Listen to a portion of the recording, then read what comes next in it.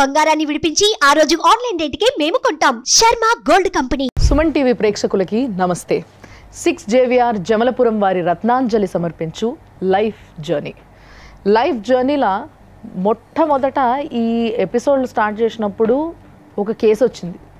అదే యాదికి ఇవాళ వస్తుంది మళ్ళీ నాకు. నా భార్య కావాలి, నా పిల్లలు కావాలి అని చెప్పేసి ఒక వ్యక్తి వచ్చిండు. ఆయన ముఖం ఇంకా మర్చిపోలేదు నేను. నాకు తెలిసి మీరందరూ కూడా ఎవరు మర్చిపోలేదు అనుకుంటా. ఎందుకంటే ఈరోజు సమాజంలో నా పిల్లలు, నా భార్య నాకు కావాలి అని కొట్లాడేటోళ్ళే చాలా తక్కువ. ఒకరు కాకుండా ఒకళ్ళు అనుకునే ఆడోళ్ళు, ఒకడు కాకుండా ఒకడు అని అనుకునే మొగోళ్ళు ఇద్దరు ఉన్నారు. కానీ ఈరోజు మా స్టూడియోకి వచ్చిండ్రు మంజునాథ్ గారు. సో ఆయనకి నా భార్య నాకు కావాలి అనుకుంటా.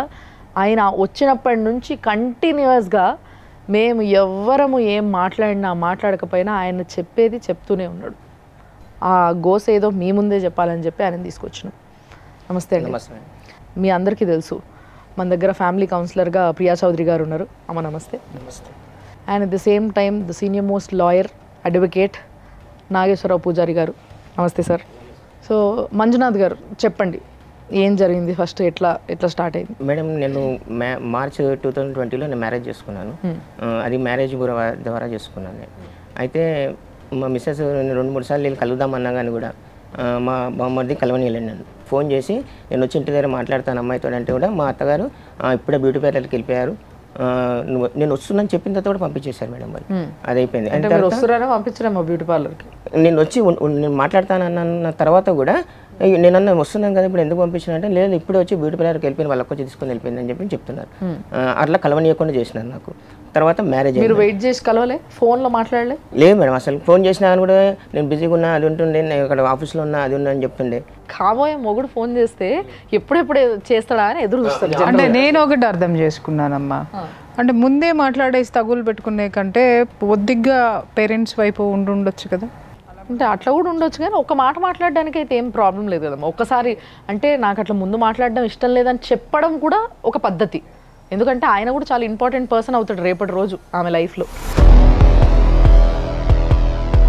మ్యారేజ్ అయిన తర్వాత నెక్స్ట్ డే నాది డిన్నర్ కూడా క్యాన్సిల్ అయిపోయింది మేడం.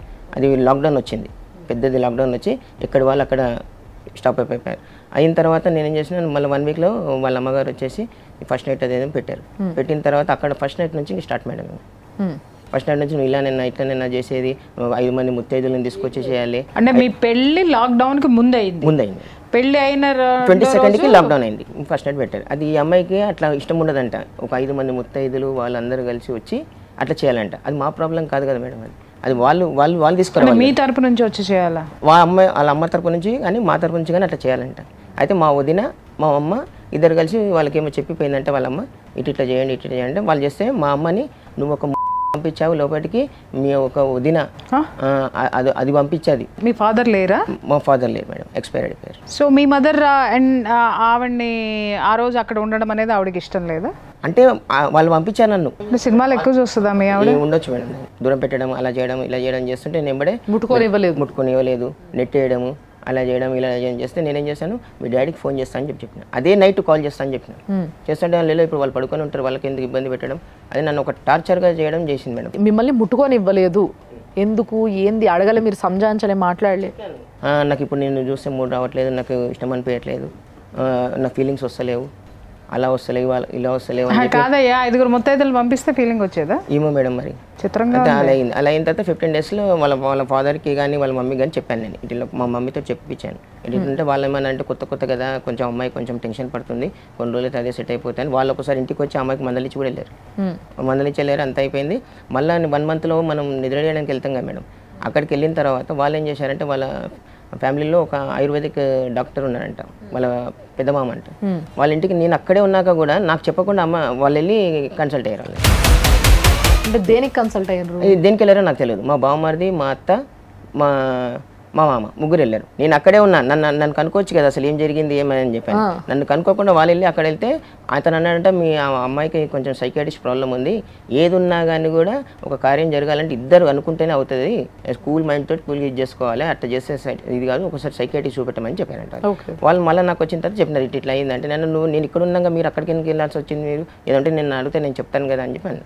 అంటే వాళ్ళు మంచిగా చేశారు కదయ్యా. ఇప్పుడు నిన్ను అడిగే కంటే కూడా వాళ్ళ అమ్మాయి తరపు నుంచి ఏదన్నా ఉందేమోనని క్లారిఫై తీసుకుంటానికి వెళ్ళి ఉండొచ్చు కదా, మీరు దాన్ని తప్పుగా తీసుకోవాల్సిన అవసరం లేదు. ఇక్కడ అమ్మాయిని తీసుకెళ్లకుండా వాళ్ళు ముగ్గురు వెళ్ళిండ్రంటే ఆల్రెడీ ఒక సమస్య ఉందన్న విషయం వాళ్ళకి తెలుసు, ఏదో సమస్య ఉంది అనే ఐడియా మాత్రం వాళ్ళకు ఉంది. అందుకోసం అమ్మాయిని తీసుకెళ్లకుండా వాళ్ళు వెళ్ళిండ్రు, మీద నుంచి వీళ్ళకి చెప్పలేదు. ఇట్లా అంటది, నువ్వు అన్ని చెప్పు చేసుకున్నావు కదా, నీకు ఏం జాబ్ చేస్తున్నావు ఏంది అవన్నీ. లెస్బియన్ ఆమె ఏమన్నా ఏమో మేడం నాకు అదే అసలు మ్యారేజ్ బ్యూరో నుంచి తెచ్చుకున్నాను. మీరు ఒక్క విషయం నాకు ఒక క్లారిటీ ఇవ్వండి. ఇక్కడ సైకలాజికల్ ఇష్యూనే మాట్లాడుకుందాం మనము.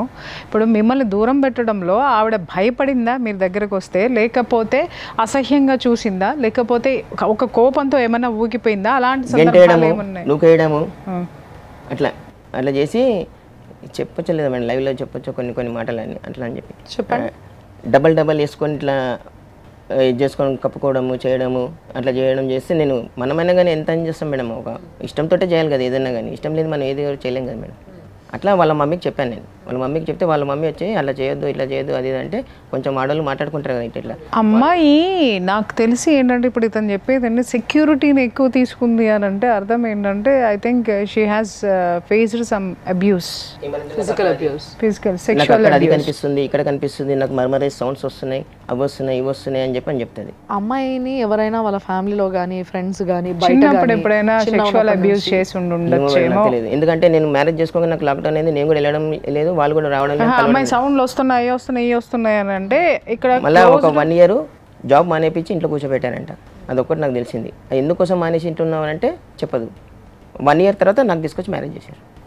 ఇక్కడికి వచ్చిన తర్వాత నేను జాబ్కి వెళ్తుంది, అక్కడికి వెళ్ళిన తర్వాత కూడా ఏం చేస్తానంట, జాబ్ చేసిన తర్వాత నాకు ఇక్కడే ఇంటివే గుర్తుకొస్తుంటాయి, నేను అక్కడికి వెళ్ళినాక నాకు అదే సౌండ్స్ వస్తుంటాయి, నాకు అదే అవుతుంది అని చెప్పి అంటే ఏమో మేడం నాకు అదే అర్థమవుతుంది. ఏం వినిపిస్తాయి, అరుపులా కేకలా లేకపోతే ఇంకేమైనా భయంకరమైన దృశ్యాలా అట్లా అని చెప్పి నేను మా మామకి చెప్తే నేనే మన మేడిపల్లిలో ENT హాస్పిటల్కి తీసుకెళ్ళాను. ఇట్లా షోలో సౌండ్స్ వస్తున్నాయండి, ENT హాస్పిటల్ తీసుకొస్తే వాళ్ళు ఏం చేసినా చూసి టెస్ట్లు చేసి ఈమెకి ఎటువంటి ప్రాబ్లం లేదు, చెవులు అన్నీ బాగానే ఉన్నాయి, ఒక్కసారి సైకియాట్రిస్ట్ చూపెట్టండి అని చెప్పి రాసిచ్చారు సార్. వాళ్ళు కూడా సైకియాట్రిస్ట్ తీసుకెళ్ళమన్నారు. మా మామకి చెప్పి మరి తీసుకెళ్ళాను. అక్కడికి వెళ్తాం కానీ నిద్ర చేయడానికి. ఇంటికి వచ్చిన తర్వాత అప్పటి నుంచి బాగానే ఉంది మేడం. వాళ్ళ గొడవ చేసుకున్నారు, వాళ్ళ మమ్మీ వాళ్ళ డాడీ మా మిస్సెస్ మా బామ్మది అంతా గొడవ చేసుకుంటే మా మామ అంటాడు, నువ్వు ఇలా చేసినావు అనుకో నేను చనిపోతా సోనియా అని చెప్పాను అంటాడు. ఇట్లా సౌండ్ అని కాదు, ఇప్పుడు అబ్బాయిని ఇట్లా తాకపోవడం ఇట్లా చేస్తే పరువు పోతుంది మనకి, అది పోతుంది, నువ్వు పెళ్లి చేసుకొని ఇలా చేస్తే నేను చనిపోతా అని చెప్పి తండ్రి చెప్పాల్సిందేదో చెప్పాడు, బాధ్యత చెప్పిన తర్వాత మళ్ళీ ఇంటికి వచ్చిన తర్వాత అప్పటి నుంచి బాగానే ఉన్నాం. ఆ తర్వాత ఎక్టోపిక్ ప్రెగ్నెన్సీ వచ్చింది కొన్ని రోజులకి, 6 monthsకి. అది బేబీ ట్యూబ్లో పెరుగుతుంట మేడం. అది నేను హాస్పిటల్ అక్కడ లాక్డౌన్ ఉంది కదా, మామూలుగా యూటిరస్లో ప్లాసెంటా వచ్చి అతుక్కొని అక్కడ పెరగాల్సింది పోయి ట్యూబ్లోనే ఆగిపోయి అక్కడ పెరగలేదు కాబట్టి అది బ్లాస్ట్ అయితే అది లోపలంతా ఇన్ఫెక్షన్ అయిపోతుంది. అయితే దానికి నేనేమో హాస్పిటల్లో చూపించాను. అంటే వాళ్ళ అమ్మ వాళ్ళు ఏమన్నా అంటే లాక్డౌన్ ఉంది కదా, మేము ఇక్కడ వచ్చేది లేదు, మీరు అక్కడికి వచ్చేది లేదు, మీరే చూపెట్టండి అక్కడ అని చెప్పి అంటే మేమే తీసుకెళ్ళి చూపించినాం. అది ఆ డాక్టర్ ఏం చేస్తున్నారు, ఒక ల్యాబ్కి రాస్తే అందులో టెస్ట్లో వెళ్ళింది. టెస్ట్లో అయితే నేను మా మామకి వాళ్ళు వచ్చి చూపించినారు. అయితే వాళ్ళు ఇమీడియట్లీ ఈమెకి ఆపరేషన్ చేయించాలన్నారు. మన రంగారెడ్డి కోర్టు పక్కన రాజశేఖర్ రెడ్డి సార్ అని చెప్పేసి ట్యూబ్ తీసేసినారు. సార్ వాళ్ళు ఏమన్నారంటే ఈ అమ్మాయిని ఇంక తొందరగా 2 monthsలో మళ్ళీ చేయాలి, లేకుంటే మా పిల్లలు పుట్టడం కష్టం అని చెప్తే సరే అని రెస్ట్ కానీ వెళ్ళింది మేడం. ఇక అక్కడే వెళ్ళిపోయింది, రెస్ట్ కానీ వెళ్ళిపోయింది. మళ్ళీ కూడా రాదు. నేను మళ్ళీ మా పెద్దమ్మని తీసుకొని వచ్చాను, నేను మా అన్న మా పెద్దమ్మని తీసుకొని వచ్చిన తర్వాత మళ్ళీ వచ్చినాక 2 monthsకి బాగానే ఉంది, ప్రెగ్నెంట్ అయింది. ప్రెగ్నెంట్ అయిన తర్వాత అది కూడా ఆ ప్రెగ్నెంట్ కూడా ఎలా అయింది, రిస్క్, ఆ అమ్మాయి ప్రెగ్నెంట్ అవుతుందా లేని ట్యూబ్లో కనపడట్లేదు బేబీ. MRI స్కానింగ్లు ఆ స్కానింగ్ ఈ స్కానింగ్ చేస్తే లాస్ట్కి వస్తే కన్ఫర్మ్ అని తెలిసింది. ఆ హాస్పిటల్లో కూడా మీరు ఎక్కడైనా చూపించుకోండి అని చెప్తే లేదు మీరే చూపించండి, ఫస్ట్ కూడా మీరే చూపించండి కదా, నన్ను అనుమానిస్తున్నారు. ఆ హాస్పిటల్లో నువ్వే చూపించినావు అప్పుడు నువ్వే ఇట్లా చేసినావు అంటే నేనన్నా మీకు ఇష్టం వచ్చిన హాస్పిటల్లో చూపించుకోండి, నాకు ఎటువంటి ప్రాబ్లం లేదంటే లేదు నువ్వు ఫస్ట్ ఎక్కడైతే చూపించినా అక్కడే చూపించిన కన్ఫర్మ్ అయింది మేడం. కన్ఫర్మ్ అయ్యి మెట్లు దిగి వచ్చిన తర్వాత మా మామ నాతో గొడవ పట్టుకొని స్టార్ట్ చేసి మేడం. అంతవరకు ఏమో బతలాడడం చేసిండు. మెట్లు దిగిన తర్వాత నేను ఇప్పటి నుంచి ఇక్కడ చూపించాను, మల్కాజ్గిరిలో చూపించుకుంటే అక్కడ ఏమో కన్ఫర్మ్ అయింది కదా మేడం. ఇప్పుడు మొన్నటి వరకు అంటే కన్ఫర్మ్ కాలేదు కదా, కన్ఫర్మ్ అయినందుకు సంతోషపడాలి కదా. ఆయనకి ఇప్పుడు అదే కావాలి కదా మేడం. ఇప్పుడు ఆయనకి వాళ్ళు ఏంటంటే వాళ్ళు ఒక ఎట్లా చేసినారంటే మా అమ్మాయి ఒక బేబీని కనుక్కొని తీసుకొని వచ్చి ఇంటికాడ ఉంటే సరిపోతాయని ఒక ప్రీ ప్లాన్డ్గా మ్యారేజ్ చేసినారు. ఓకే.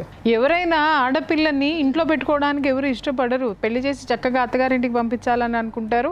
లేదు అనంటే ఆ పిల్లకి ఏదన్నా జరిగితే, భర్త నుంచి ఏదన్నా ప్రాబ్లం వస్తే అప్పుడు ఏమన్నా సాదుకుంటారు. ఒకవేళ అలా వచ్చిన ఆడపిల్లలను కూడా ఇంట్లో పెట్టుకోకుండా గుండెల మీద బరువు అన్నట్టుగానే ఫీల్ అవుతారు ఆల్మోస్ట్. ఎందుకంటే ప్రపంచం నుంచి చాలా ఫేస్ చేయాలి, వాళ్ళు ఫేస్ చేయాలి, జీవితాంతం ఫేస్ చేయాలి. మరి ఇక్కడ మీరు విచిత్రంగా చెప్తున్నారేంటి? తీసుకెళ్ళి అక్కడే పెట్టుకున్నారు. అమ్మాయికి ఏమైనా ఫిజికల్ ప్రాబ్లమ్ అంటే బెడ్ రెస్ట్ అలాంటివి ఏమైనా చెప్పారా? వాళ్ళు ఏమన్నా అంటే ఒక 15 days అది ఇంజెక్షన్స్ ఇస్తారు కదా నిలబడడానికి అని, అది సజెషన్ చేశాను. దానికోసం అని వెళ్ళింది. దానికోసం వెళ్ళి ఇంకా అక్కడే అక్కడ ఉండిపోయిన తర్వాత నేను శ్రీమంతం కోసం అని చెప్పి నేను అడిగాను. మా మామ గొడవ పెట్టుకొని ఇష్టం వచ్చినట్టు మాట్లాడి క్యాస్ట్ అవి ఇవి అని చెప్పి గెలిసి వల్గర్ లాంగ్వేజ్ మాట్లాడారు. లవ్ మ్యారేజ్ అమిదేమన్నా? లేదు మేడం, అరేంజ్ మ్యారేజ్. ఇది మ్యారేజ్ బ్యూరో నుంచే చేసుకున్నారు. బట్ అన్ని సబ్మిట్ చేసి చేసుకున్నాడు. వాళ్ళు యాక్సెప్ట్ చేసి చేసుకున్నారు. డిఫరెంట్ క్యాస్ట్ ఇద్దరిది. మాది వచ్చేసి లింగాయత్ సార్, అది బల్జోలం. మా అమ్మ వచ్చేసి ముదిరాజు. నేను మీ మిసెస్ వాళ్ళు ముదిరాజు. మదర్ తరపు నుంచి నేనైతే మా సిస్టర్ కూడా మేము అలానే చేసుకున్నాం. మా అన్నయ్య కూడా అలానే చేసుకున్న తర్వాత ఇన్నాళ్ళు గడిచిన తర్వాత మీ క్యాస్ట్ వేరే 6 months ప్రెగ్నెంట్ అయిన తర్వాత అమ్మాయిని హింసించడం లేదు మేడం. అమ్మాయిని మీరు కనుక్కోండి. ఉంటారేమో అనుకుంటున్నారు. లేదు. భార్యాభర్తల మధ్య జరిగేటటువంటి విషయాలు 4 గోడలే సాక్ష్యము, 4 మనుషులు కాదు, గుర్తుపెట్టుకోండి. అంటే ఆ 4 మనుషుల్లోనో ఇంట్లోనో హెరాస్ చేసేది వేరు. అమ్మాయికి ఇంట్రెస్ట్ ఉండదు నేను దగ్గర రావడం చేయడం. ఓకే. అవన్నీ ఇంట్రెస్ట్ ఉండక అట్లా చేస్తుంది అనమాట. మీరు సైక్రాటిస్ట్ దగ్గర మాత్రం తీసుకెళ్ళా ఇంత తతంగా? అంతలోపు అమ్మాయికి ప్రెగ్నెంట్ వచ్చింది. ఈ 2 months టైంలో మీరు ఎందుకు వెళ్ళలేదు అని అడుగుతున్నాను. తీసుకెళ్ళమని చెప్పారు కదా. ఈ అమ్మాయి అక్కడ ఉంది కదా మేడం, ఎక్టోపిక్ ప్రెగ్నెన్సీ వచ్చి అక్కడ ఉన్నది కదా, వాళ్ళ ఇంటి దగ్గర ఉన్నది కదా. మరి వాళ్ళకి కూడా వాళ్ళ ఆయుర్వేదిక్ డాక్టర్ ఎవరో చెప్పినారు. మళ్ళీ వాళ్ళు నాకు తెలియదు. కాదు ఇక్కడ మీకు అర్థమైందా? ఈ అంటే ప్రెగ్నెన్సీ కన్సీవ్ అయ్యి ఒకటి ఇది అయినా కూడా పర్వాలేదు, అమ్మాయి కాంప్రమైజ్ అయిపోయింది అనే దీంట్లో అందరూ ఉన్నారు. అంటే అసలు బాధితుడికి మాత్రమే తెలుసు ఏం జరుగుతుంది అనేది. అందరికీ తెలుసు. వాళ్ళు ఏమంటారంటే ఒక బాబు అని ఎవరు అనుకుంటే సెట్ అయిపోతుంది అన్నట్టుగా మాట్లాడారు. ఓకే. కాలు మొక్కి అది మొక్కి ఇట్లా నన్ను ఇది చేస్తే నేను దానికి సరే ఒక బాబు పుడితే సెట్ అవుతుంది అంటున్నారు కదా. కొంచెం ఎప్పుడు చూసినా కానీ కూడా మేడం అక్కడే ఉంటుంది, ఇక్కడికి రాదు. 9 months మాట్లాడేదా ఎప్పుడో ఒకసారి తిన్నామని కూడా నేను చేస్తే కూడా 3 రోజులు ఉంటే అక్కడ ఫోన్ చేయకు, బయట ఉన్నప్పుడు ఫోన్ చేయకు అని అనమాట. 3 రోజులు ఉంటే ఫోన్ చేస్తే నీకేమవుతుంది అంటే నేను ఎట్లా మాట్లాడాను అని చెప్పాను. అంటే మనకి ఎప్పుడో ఒక టైం దొరికినప్పుడు మనం చేస్తాం. ఇక్కడ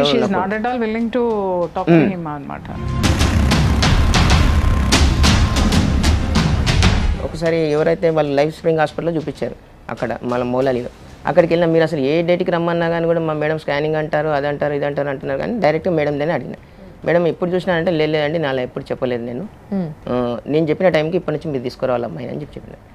అట్లా నేను 2 సార్లు వెళ్ళాను. 2 సార్లు వెళ్ళిన తర్వాత ఇలా ముట్టుకొనియదు డాక్టర్ని కూడా, లేడీ డాక్టర్ని కూడా ముట్టుకొనియదు. మేడం ఇట్లా అంటే వాళ్ళు ఏమన్నారు, మీకు ఈ అమ్మాయికి సిజరింగ్ చేయాలి, ఇంకా మీ వాళ్ళు ఎవరైనా ఉంటే పిలిపించుకుంటే. నేను ఫస్ట్ టైం ఎక్టోపిక్ ప్రెగ్నెంట్ చూపించినప్పుడు ఇలా అయింది కదా మేడం, నా మీద వేశారు కదా, ఇట్లా నీ వల్లనే అయిందని చెప్పని నేను మీ తమ్ముడు మీ నాన్న వాళ్ళ పక్కనే ఉంటే కనుక పిలిపించుకో అని చెప్పి చెప్పాను. పక్కనే వాళ్ళ ఇల్లు కూడా పిలిపించుకో అంటే నువ్వేమిటికి పీకనికి వచ్చినావు ఐడికి అని చెప్పానండి. నేను పీకనికి వచ్చాను, నేను వెళ్ళిపోతున్నాను చెప్పి బండి షాట్ వేసుకొని వచ్చేసి.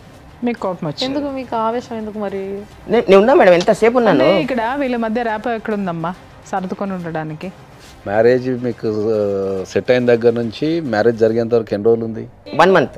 ఇప్పుడు జరుగుతున్న పెళ్ళిళ్ళల్లో, సమాజంలో ఇప్పుడు జరుగుతున్న పెళ్ళిళ్ళల్లో ఎక్కడా కూడా ప్రధానంగా చూస్తే 1 month కంటే ఎక్కువ గ్యాప్ ఉంటుంది. అవును, వాస్తవం. సో ఈ 1 month గ్యాప్లో అబ్బాయి సైడ్ కానీ అమ్మాయి సైడ్ కానీ ఏం చేస్తున్నారు అంటే ఏంటంటే జీతాలు మంచిగా ఉన్నాయా, ఆస్తులు ఉన్నాయా తప్ప ఆ ఇద్దరు వ్యక్తులు కలిసే అవకాశం ఉందా లేదా అనేది కానీ, కుటుంబ పరిస్థితులు కానీ, అలవాట్లు కానీ ఇవేమీ గమనించడం లేదు. మ్యాక్సిమం మ్యారేజెస్ వచ్చేటి దీనివల్లనే ప్రాబ్లం వస్తుంది. పూర్వకాలంలో ఏంటంటే ఒక ఒక ఒక ఇంటికి మనం పిల్లని ఇవ్వాలన్నా తెచ్చుకోవాలన్నా కూడా రాకపోకలంటే ఒక సిస్టమేటిక్గా జరుగుతుండే పద్ధతులు. పెళ్లి చూపులను ఒకసారి, తర్వాత ఫస్ట్ అవుట్ సైడర్స్ వెళ్ళి చూసి వస్తుండే, తర్వాత నెక్స్ట్ ఇంట్లో వెళ్ళి చూసి వస్తుండే, తర్వాత ఎంగేజ్మెంట్ అని అట్లా తిరగటాలు గమనించడాలు అంటే బాగుంటుంది. ఇప్పుడు అంతా ఆన్లైన్ అయిపోయిన తర్వాత ఏమైపోయిందంటే అంతా అన్ని చూసుకోవడం కూడా ఆన్లైన్ అయిపోతున్నది. That is the biggest problem in the country right now. అయితే నేను పంతుల్ని చూపించేసేసి నేను పెట్టాను, పలానా టైంకి ముహూర్తం ఉంది సిజరింగ్ చెప్పంటే నువ్వు చెప్పిన టైం నేను చెప్పాను వాళ్ళ పంతులు తెలియదు తీసుకొచ్చి చెప్పించింది. ఓకే. వాళ్ళ పంతులు తీసుకొచ్చి చెప్పించిన తర్వాత నేను అప్పటికి మా అన్న కూడా అన్నాడు ఫోన్ చేసి, అమ్మ నీకు ఇష్టమైన ఆ డేట్కి మా అబ్బాయి మా తమ్ముడు చెప్పిన డేట్ కంటే లేదు నేను ఇష్టమే అని చెప్పేసి చెప్పించుకున్నాను. అట్లా కూడా సరేలే అని చెప్పి నువ్వుకున్నాం. వెళ్ళిన తర్వాత మామూలుగా సీరియస్గా వచ్చేసాం కదా మేడం, కొంచెం కోపంతో మనం ఏమంటాం, నేను చెప్పిన మాట నేను వినలేదు కాబట్టి నేను రాను అక్కడికి ప్రెగ్నెంట్ అక్కడ హాస్పిటల్కి రానన్నాను. నేను మళ్ళీ 8 o'clock వెళ్ళి అక్కడ కూర్చుని హాస్పిటల్. నేను సైన్ చేయగానే వాళ్ళు హాస్పిటల్ ఆపరేషన్ చేశారు, బాబు పుట్టినాడు. బాబు పుట్టినప్పటి నుంచి మొత్తం చేంజ్ మేడం. ఇంకంతా ఎవరు మా బామర్ది మా మామ వీళ్ళంతా ఏమని బాబు పుట్టాడు కదా ఇంకా వాళ్ళకి. బాబు వాళ్ళకి పుడితే ఆయన వారసుడు కాదు కదండి, వాళ్ళకి అదే కదా మేడం కావాల్సింది. మెయిన్ బామర్దికి పెళ్ళైందా? మొన్న అయింది, మా రీసెంట్గా 1 year అవుతుంది, March 9th అయింది. అయినా బాబు పుడితే వాళ్ళకేం సంబంధం, వాళ్ళ ఇంటికి ఏం సంబంధం? వాళ్ళ ఇంటెన్షన్ అదే మేడం. వాళ్ళ ఆయన ఏమంటాడంటే నేను చెప్పింది నేను సోని అని చెప్పి మీ కింద కదా చెప్పాను కదా మేడం, బుక్లో రాయించుకోండి. ఏంటది బుక్లో రాయించుకొని నేను చెప్పినట్టు అలాగే ఇటు కూడా ఒక ప్రెగ్నెన్సీ కావాలి. రాయించుకున్నారు బుక్లో ఏం రాయించుకున్నారు? ఇప్పుడు మనం ఎప్పుడు అనేది కలిసామని చెప్పి ఫిజికల్గా ఎప్పుడు కలిసామని చెప్పని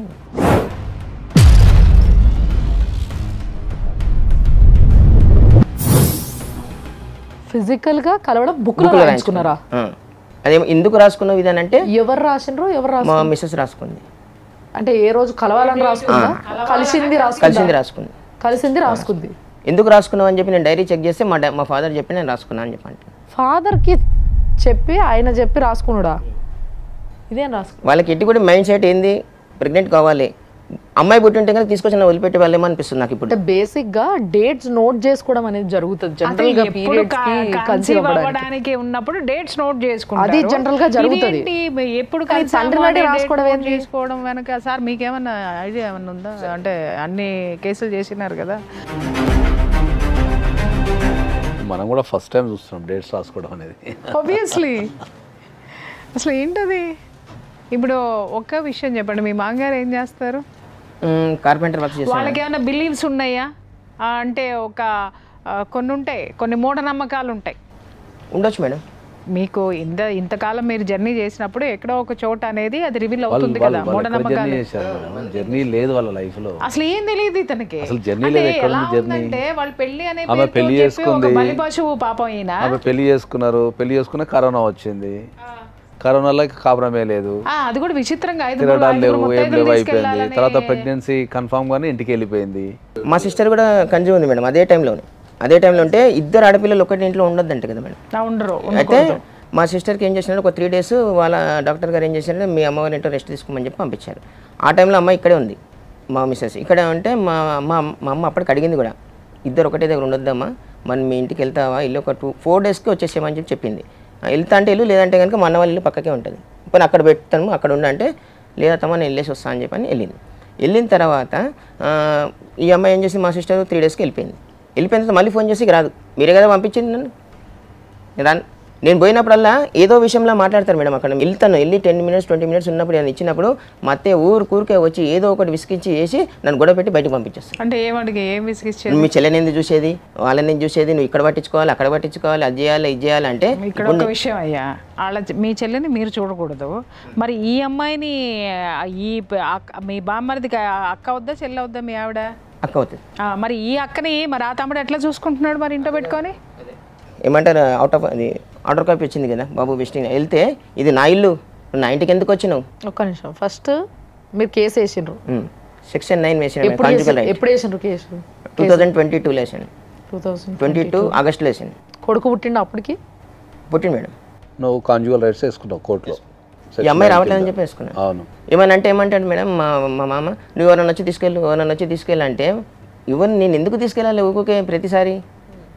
నేను అప్పటికన్నా కూడా నువ్వు ఒకసారి రా, ఇంటికి రావని వచ్చి మాట్లాడు, నువ్వు ఏమైనా ఉంటే అంటే, నేను రాను నీ ఇంటికి, నువ్వు ఎన్ని రోజులు రావో నేను కూడా చూస్తా అంటే, ఎన్ని రోజులు పెట్టుకో అని చెప్పి నేను అంటే సరే అన్ని వల్గర్ మేడం. నా దగ్గర ప్రతి ఒక్క ఎవిడెన్స్ ఉన్నాయి, ప్రతి ఒక్క రికార్డింగ్స్ ఉన్నాయి, అన్నీ ఉన్నాయి నా దగ్గర. ఇంతకీ అసలు నీకు ఇక్కడ ఇష్యూ ఎక్కడ వచ్చింది?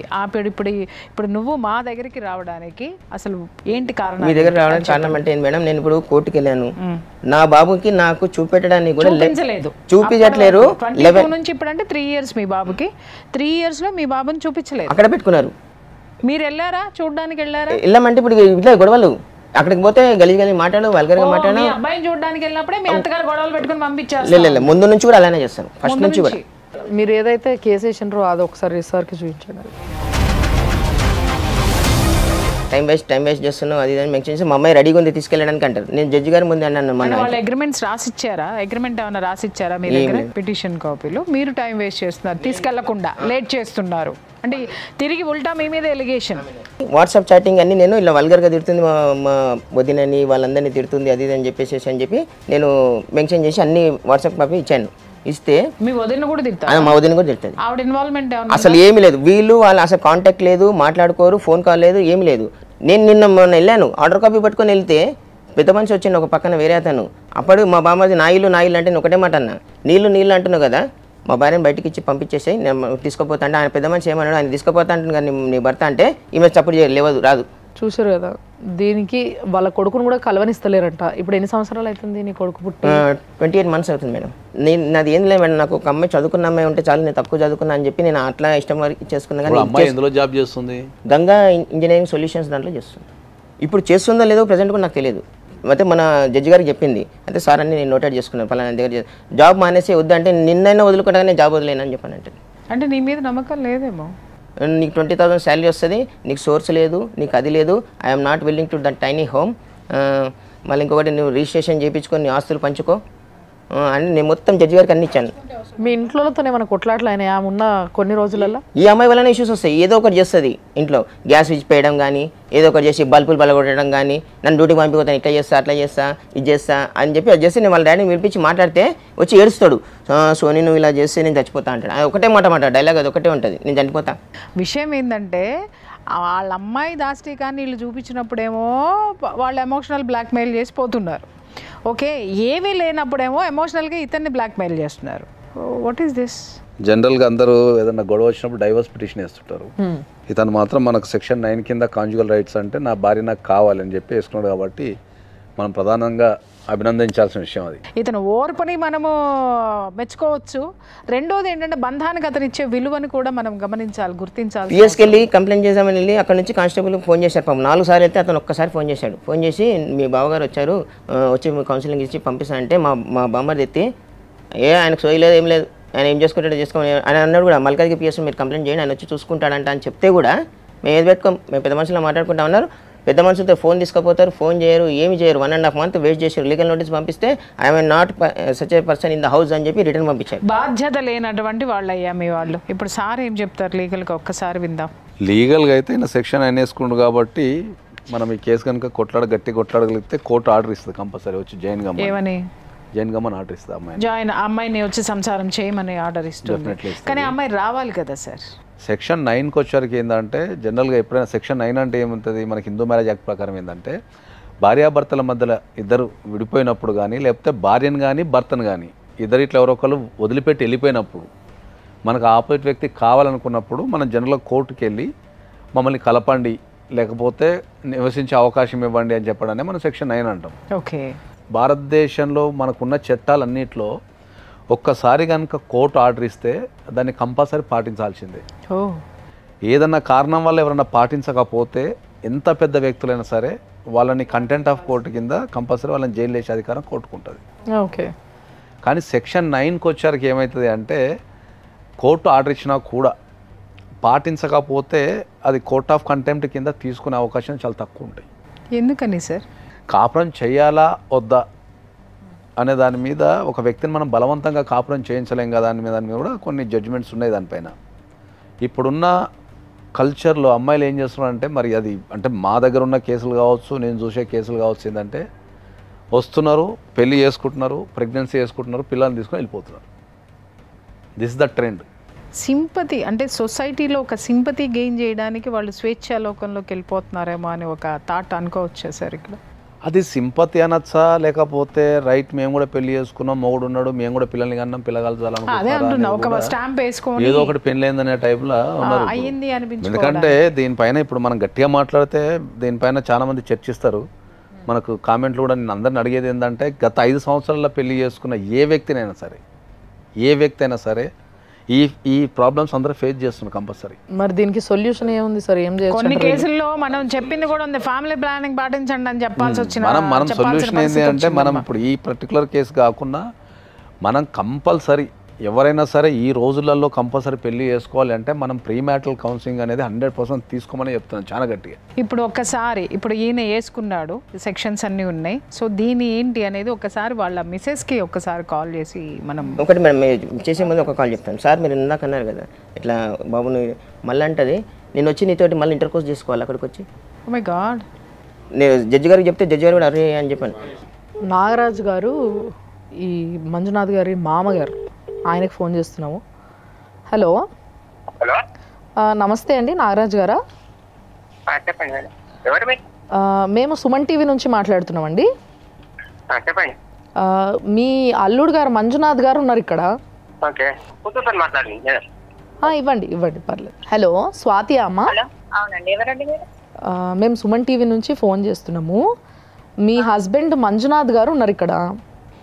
ఏంటంటే ఆయన ఏంటంటే రావడమే చాలా బాధతో నాకు నా భార్య కావాలి, నా కొడుకు కావాలి, నేను ఏ కేసు వేసినా కూడా వాళ్ళు రావట్లేదు, నా కొడుకుని చూడక 3 సంవత్సరాలు అయ్యింది అని చెప్పి అడుగుతున్నాడు. ఆయన మొన్ననే వచ్చి వెళ్ళాడు కదా. చూడలేదు అంటున్నాడు కదా మరి ఆయన. వచ్చి ఉండమంటే ప్రాబ్లం, వచ్చి అమ్మ నాన్నకి సంబంధించుకొని తీసుకెళ్ళమంటే ఏదో ఇబ్బంది పడుతున్నాడు. కోర్టుకి వెళ్ళేసిన తర్వాత మళ్ళీ ఏంటండి అనవసరమైన స్వాతి ఒక్క నిమిషం హాబీ ఏమోనండి అట్లా అనవసరమైన ప్రచారాలకి. మేమేమి పనులు చేసుకొని వాళ్ళం కాదు, ఇంకా సొంతీలన్నీ వెళ్ళేసి మళ్ళీ మళ్ళీ ఏమైనా ఎంటర్టైన్మెంట్ మరి ఏంటిదో గానీ వస్తే ఇంటికి వచ్చి హాయిగా గడపొచ్చు పిల్లలతో. లేని స్వాతి నువ్వు తల్లిగారింట్లో ఉంటే ఎట్లా వస్తారు స్వాతి? స్వాతి మాట్లాడుకున్నాం కానీ ఆయన ఏందో నవ్వులు పరీక్ష చేస్తున్నారేమో, నవ్వకుండా చేయకుండా. కానీ నీకు నీ భర్తతో కలిసి ఉండాలని ఉందా లేదా? మీరెవరండి అసలు? మీరెవరు మాట్లాడుతున్నారు? మేము సోషల్ కౌన్సిలింగ్ చేస్తామమ్మా, ఒక్క నిమిషం ఆగు, మాట్లాడు. ఆయన హాబీ ఏమో అట్లా ఇంట్లో వాళ్ళని బయట ప్రచారం చేస్తారు. వాళ్ళ అమ్మమ్మ ఒక్క నిమిషం స్వాతి గారు ఒక్క నిమిషం. అరే నువ్వు ఆగమ్మా స్వాతి గారు ఒక్క నిమిషం. అట్లాంటివన్నీ ఏంటి ఇంట్రెస్ట్ అమ్మ? ఆయనకి ఇంట్రెస్ట్ ఉంది, ఒక ఫ్యామిలీ కౌన్సిలింగ్ కోసం అని వచ్చాడు. లేని ఆయన మైండ్ ఏమైనా దెబ్బతినిందేమో మళ్ళీ. అమ్మా అదే ఆ మైండ్ ఎక్కడ దెబ్బతిందో నిన్న అడుగుదామనే ఫోన్ చేసాం. మీరెందుకు అసలు పుల్ స్టాప్ లో కామాలు లేకుండా బట్టినట్టు మాట్లాడుతున్నారు? అదేంటో నేను డెలివరీకి వచ్చినాను అటు ఏమైందో ఏమో, నెత్తులు కానీ పగలు కొట్టుకున్నారో ఏంటో మరి. ఆ తలకాయ పగలు కొట్టుకో ఏంటో ఎందుకమ్మా? నీ భర్త అమ్మా ఒక్క విషయం, నీ భర్త తల పగలు కొట్టుకున్నాడో తల పగలు కొట్టాడో ఏంటి అన్నా నాకు తెలియదు. కానీ డెలివరీకి వచ్చినాము, వచ్చి డెలివరీ ప్రెగ్నెంట్ ఉన్నప్పుడు కూడా ఫోన్ చేసేసి ఎన్నెన్నో మాట్లాడిస్తున్నాను. నువ్వు అట్లా మళ్ళీ వెళ్ళకుండా నా ప్రాణానికి ఇబ్బంది అరే ఆపో, అతనితో వచ్చిన ఇబ్బంది ఏంటమ్మా? లోవర్ ఎడ్యుకేటెడ్ ఫ్రమ్ మీ. అబ్బా నువ్వు ఎంత చదివేసినావమ్మా? కాదు ప్రపంచంలో ఎంత చదివేసినావు పెళ్లికి ముందు తెలవదా లోయర్ ఎడ్యుకేటెడ్ అని? చాలా మంది తక్కువ చదువుకున్న వాళ్ళని పెళ్లి చేసుకున్నారు. కానీ నేనేంటో అనవసరంగా నీ తక్కువ చదువుకున్నాను ఫీల్ అయిపోయి ఇట్లా అంటే ఎవరి జీవితాలని రోడ్డు మీదకి లాక్కుంటారమ్మా మీరు? అర్థం ఉందా? కాదు నేనేంటో కాదు, నేనే ఉద్యోగం కూడా తక్కువ చేస్తున్నా కొడుకు కోసం నేను ఇంట్లున్నాను. ఆయనేమో ఇష్టం వచ్చాడేమో సుమన్ టీవీ అంతా ఏంటేంటో ఎగురుతున్నాడు అవసరం లేని విషయాలన్నీ. కాదమ్మా మరి నువ్వు మాట్లాడడానికి ఛాన్స్ ఇవ్వనప్పుడు ఎక్కడికైనా వెళ్తారు సంసారం నిలబెట్టుకోవడానికి. సావిత్రి యముడు కోసం యమలోకం దాకా పోయింది, అట్లాగే నీ భర్త ఎంత దూరమైనా వస్తాడు, నిలబెట్టుకోవడానికి వచ్చాడు, కూల్చుకోవడానికి రాలేదు నాన్న. నేను ఇంటి దగ్గర ఉన్నప్పుడే అసలు ఇంటి సొంతిల్లు కట్టుకోవాలి అన్న ఉద్దేశంలో ఇప్పుడు మళ్ళీ రెంట్కి వచ్చారు. ఆ విషయం అంటలేడు ఆయన, ఆ విషయంగా ఎదుగుదాం అంటలే. ఏంటో మమ్మల్ని మొత్తం ప్రచారానికి దిగజాట్ చేస్తున్నాడు. నువ్వు వస్తే చాలు, మీ ఆయనకి మేము ఉద్యోగం ఇవ్వక్కర్లా, నువ్వు వస్తే నేను కరెక్ట్ కౌన్సిలింగ్ ఇస్తా, సెట్ అవుతావు. ఆయన ఇంకెక్కడికి వెళ్ళడు, ఆయన ఇక్కడ. కాదమ్మా నువ్వు సెట్ అయితే కాదు నాన్న, తీసుకురావడమే తప్పు. కాదు అమ్మా, ఎవడి రైట్స్ వాడికి ఉన్నాయి ఇక్కడ. ఫ్రీ టైం ఎక్కువ ఉంటాడు. అవునవును, అది కట్ చేద్దామమ్మా, అది కట్ చేద్దాము. నువ్వు రా. ఏమంటారు ఛానల్స్ లో ఏమైనా ఉద్యోగాల కోసం ట్రై చేస్తున్నాడేమో, చిన్న ఉద్యోగాలు ఉంటే బాగుందండి. నిన్ను నువ్వు చాలా గొప్పగా ఊహించుకుంటున్నావు స్వాతి, ముందు అది తగ్గించుకో. ఫస్ట్ ఇక్కడ అందరు ఎడ్యుకేటెడ్ పర్సన్స్ కూర్చున్నారు, చాలా హై ఎడ్యుకేటెడ్ పర్సన్స్ ఉన్నారు ఇక్కడ. లో ఎడ్యుకేటెడ్ నువ్వు ఇప్పుడు ఇక్కడ. హెరాస్మెంట్ కాదమ్మా, కాపురం నిలబెట్టుకునే ప్రయత్నం చేస్తున్నాడు, ఎక్కడికైనా వెళ్తాడు. నువ్వు వెళ్ళేదాకా నువ్వు వెళ్ళు, అతను అన్ని తిప్పడం మానేస్తాడు. ఇంటికి వచ్చాడు, మర్యాద పూర్వకంగా తీసుకెళ్లాలా? నీ పరంగా ఒక సంసారం స్టార్ట్ అయినప్పుడు నీ పరంగా సంసారం చూస్తున్న విధంగానే ఉండాలి.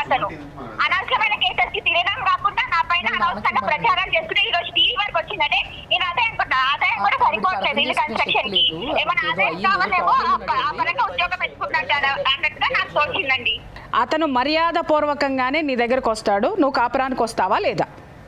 నేను కాపురం చేసుకొని రాలే, కాపురం అన్ని ఆడేవాడిని నా అమ్మగారి ఇంటికి చెల్లాలి, నా అమ్మగారి ఇంటికి నుంచి నా అత్త మామ ఇంటికి నా భార్యకి నా మొగుడికి అందాలి.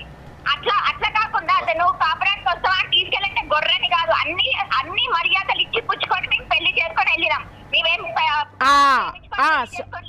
ఓకే ఓకే ఓకే స్వాతి, నీ భర్త కాబట్టి భరిస్తున్నాడు, నీకు చెప్తున్నాను కదా, నువ్వు మార్చుకో తల్లి, మార్చుకుంటే సంసారం నిలబడుతుంది. అమ్మ నాన్న ఉన్నారు అన్న విధంగా తీసుకెళ్ళాలి, అమ్మ నాన్న తమ్ముడు తోడు ఉన్నారు అన్నట్టు తీసుకెళ్ళాలి. అంటే ఎలా తీసుకెళ్ళాలి అంటే పద్ధతి చెప్పమ్మా, పద్ధతి చెప్పు, ఎలా తీసుకెళ్లాలో చెప్పు.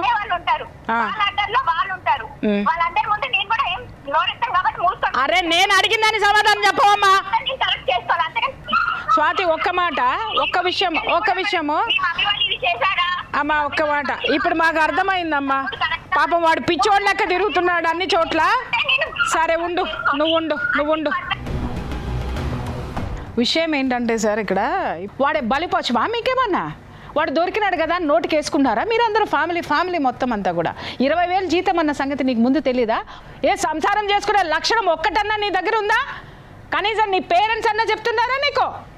కొంచెమన్నా ఉందా, జ్ఞానం ఉందా? పోలీస్ స్టాఫ్లో కామాలు లేకుండా మాట్లాడేస్తున్నా. ఫస్ట్ సైక్రాటిస్ట్ని కలు నువ్వు ముందెళ్ళి. ఇప్పుడు మనకున్న ఈ కాల్ని బట్టి కానీ ఆమె మాట్లాడే విధానాన్ని బట్టి కానీ ఆయన ఇమ్మీడియట్లీ వెళ్ళి కోర్టులో సైకలాజికల్ ఎవల్యూషన్ అని ఒక పిటిషన్ వేసుకోవాలి. సూపర్.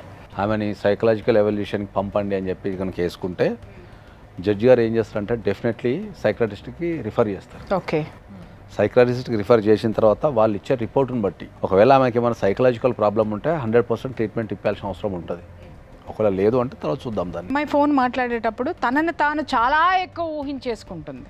అంటే ఏంటి, ఇల్లు కట్టుకోమని చెప్పండి, డబ్బులు తక్కువ పడ్డాయేమో, తక్కువ పడితే ఉద్యోగానికి వచ్చాడేమో, పెడుతున్నాడేమో, అదేమో ఇదేమో. అంటే ఆమె కాపురానికి రావడం తప్ప మిగతా ప్రపంచంలో అన్ని విషయాలు అన్నీ మాట్లాడుతుంది. అదే అంటున్నాను సార్ నేను అనేది. అంటే అమ్మున్నాడు, నాన్నున్నాడు, తమ్ముడు ఉన్నాడు అన్నట్టు తీసుకెళ్ళాలంటే వాళ్ళ ఉన్నట్టుగా నీవు ఫీల్ అవ్వట్లేదే ఏంటయ్యా? అంటే బాజా భజంత్రీలు పెట్టి పెద్ద పెద్ద పోస్టర్లు, ఇదిగో నా మామ, నా బామ్మరిది, నా అత్తగారు, నా ఇది, నేను మా ఆవిడని తీసుకెళ్తున్నానని తీసుకెళ్ళరాదా? మన దాకా వచ్చింది కాబట్టి కేసు కరెక్ట్గా వేసుకున్నాడు, అందరూ ఈయన వైపు ఉన్నారు కాబట్టి, ఈయన వైపు నుంచి ఎటువంటి తప్పు లేదు అని అక్కడ ప్రూవ్ అవుతుంది కాబట్టి అదే నెంబర్కి ఫోన్ చేస్తాం వీళ్ళ మామగారికి. వాళ్ళ మామ మాట్లాడితే ఇంకా మంచిది, ఆ అమ్మాయి వినిపించుకోవట్లేదు కాబట్టి.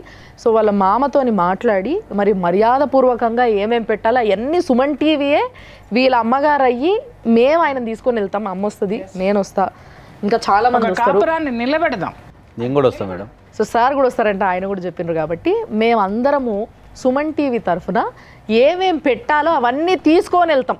నిన్ను కూడా అడుగుతున్నాం, మేము ముగ్గురము నీ తల్లిగారి వైపు నుంచి వస్తున్నట్టుగా, నేను చెల్లేగానో ఆవిడ అక్కగా, సార్ నీకు అన్నగా అట్లా వస్తే నీకు ఓకేనా? మర్యాదపూర్వకంగా నీ భార్యని నీ ఇంటికి పంపడానికి నీకు ఓకేనా? హలో మేడం చెప్పండి. దయచేసి మీరే మాట్లాడండి. మీరు మాట్లాడితే మనం కొంచెం చిన్న విషయాలు డిస్కస్ చేసుకోవచ్చు అంతే.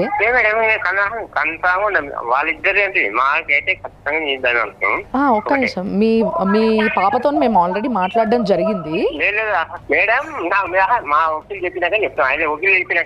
అదే అంటున్నా, మీ వకీల్కి చెప్పండి. తర్వాత మేము చెప్పేది చెప్పి విన్న తర్వాత మీ వకీల్కి చెప్పండి కదా. మీరు వినకుండా వకీల్కి ఏం చెప్తారు? చెప్పండి. మేము చెప్పాలనుకుంటున్నది ఏంటి అని అంటే వినండి. మీరెందుకు మాట్లాడారండి నాగరాజు గారు?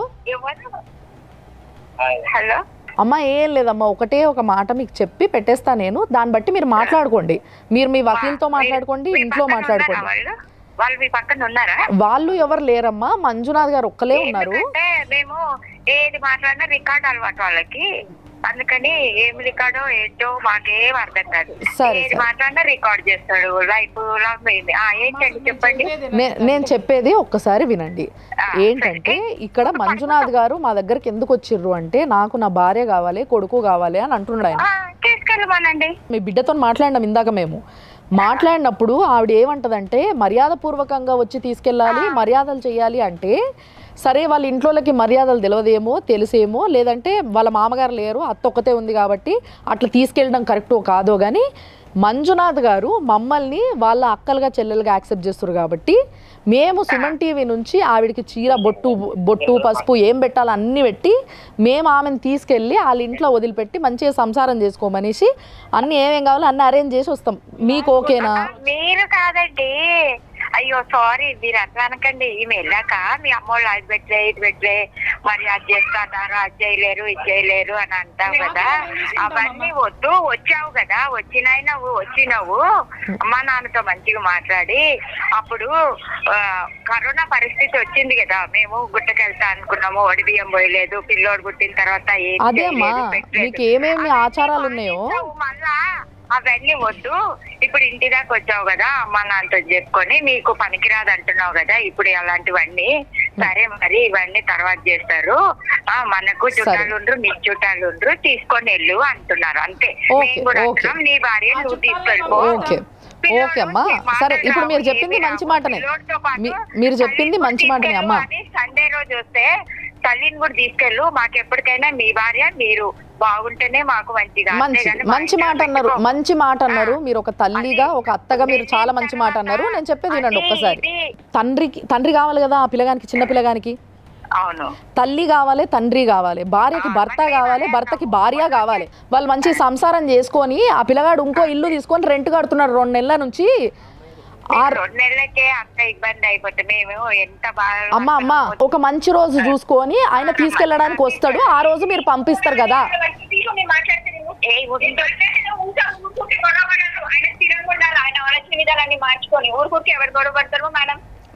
హలో స్వాతి, నువ్వు నేను మాట్లాడేది నువ్వు వింటా అంటే నేను మాట్లాడతా. నువ్వు నీ భర్త కోసం నీ తల్లిగారి ఇల్లు దాటి వస్తలేవు. ఆయన ఎన్ని గడపలు దాటి ఇడికి వచ్చి కూర్చుంటే ఆయనకి ఏమన్నా పని లేదనుకుంటున్నావా? రమ్మనండి, మర్యాద కూడా భోజనాలు పెడతాము ఆయనకి అన్ని ఎదుగుతారు, సేవ చేస్తాం. కానీ అట్లా మర్యాద తీరంగా వచ్చి ఒక రోజు భోజనంకి వచ్చి. స్వాతి, మీ ఆయన దత్తత తీసుకున్నాడు అమ్మా మమ్మల్ని. స్వాతి, అదే అంటున్నా. అమ్మో భగవంతుడా, ఎట్లా భరిస్తున్నావు నాయన ఆ భార్యని. నిజంగా చెప్తున్నా కదా, ఒక 5 నిమిషాలకే మాకు పిచ్చి లేసిపోయింది.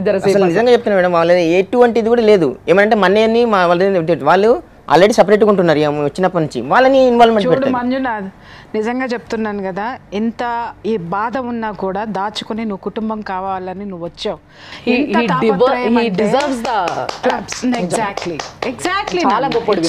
బట్ ఫర్దర్గా ఫ్యూచర్లో మాత్రము నువ్వు ఆ అమ్మాయి కనుక నీ జీవితంలోకి వస్తే ఖచ్చితంగా ఫస్ట్ ఆ అమ్మాయిని సైకియాట్రిస్ట్కి చూపించండి, మంచి వైద్యం చేయించి తర్వాత, ఎందుకంటే లైఫ్ లాంగ్ ఇది క్యారీ చేయకండి, మీరు నిర్లక్ష్యం చేయొద్దు. ఇప్పటికే మీరు నిర్లక్ష్యం చేశారు, మీరు ఆ కండిషన్ పెట్టి అమ్మాయితో కాపురం చేయాల్సింది. మీ మైండ్ గేమ్ ఆడేసి మీ సైకాలజీని సింపతి కింద క్యాష్ చేసుకుని మీ మాంగారు ఎమోషనల్ బ్లాక్మెయిల్ చేసి నిన్ను ఆ బోన్లోకి పారేశారు.